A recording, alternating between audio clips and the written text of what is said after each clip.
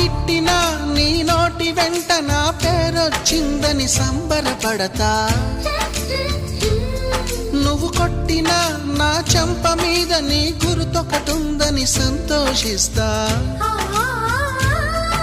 మనసు పువ్వును అందించాను, కొప్పులో నిలుపుకుంటావో, కాలి కింద నలిపేస్తావో.